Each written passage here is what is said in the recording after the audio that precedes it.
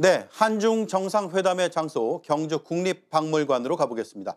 최규진 기자가 나가 있습니다. 최 기자, 회담은 조금 전에 끝났고 결과는 언제쯤 발표가 될까요? 네, 한중 정상회담은 약 1시간 37분가량 진행된 뒤 조금 전인 오후 5시 25분쯤 마무리가 됐습니다. 두 정상은 방명록 서명과 기념 촬영까지 마친 뒤 곧바로 비공개 회담을 이어갔는데요. 이곳 경주 국립박물관을 포함해서 경주 시내 일대가 두 정상의 이동으로 교통 통제가 일제히 이루어지기도 했습니다.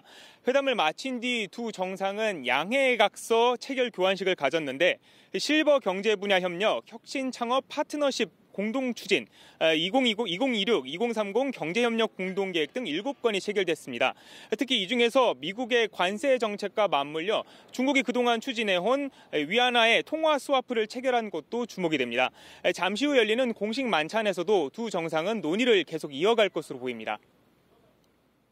네, 이 대통령은 민생 문제 해결을 강조했는데 회담에는 어떤 의제들이 올랐습니까? 네, 이 대통령은 회담에 앞서서 한중 관계는 외형적으로는 특별히 문제가 없어 보이지만 실질적으로는 완전히 정상화되긴 됐다고 보기는 어렵다고 했습니다. 그러면서 실질적인 관계 회복과 협력 강화에 주안점을 두고 논의하겠다라고 했는데요. 그만큼 관계 복원과 경제 협력 재가동에 초점을 맞춘 회담이었을 가능성이 있습니다. 이 대통령의 발언을 직접 들어보겠습니다. 단순한 회복을 넘어서 서로에게 도움이 되는 협력의 길을 다시 찾아가야 합니다. 가장 중요한 분야는 아무래도 경제 분야가 되겠죠.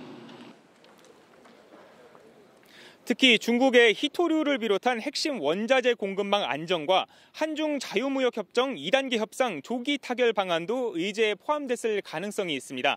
관광교류 확대, 비자 면제 유지, 그리고 특히 한유를 제한하는 한한령 해제 등 문화 콘텐츠 분야 교류의 정상화 방안 또한 논의됐을 가능성이 있습니다.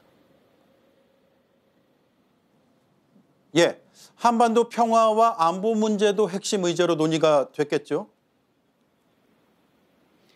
네, 양국 정상은 한반도 평화 정세와 북핵 문제를 두고 의견을 나눈 것으로 알려져 있습니다. 한반도 비핵화를 위한 중국의 건설적 역할을 이 대통령이 당부했을 것으로 보이는데 중국의 반응은 아직까지는 알려지지 않은 상태입니다.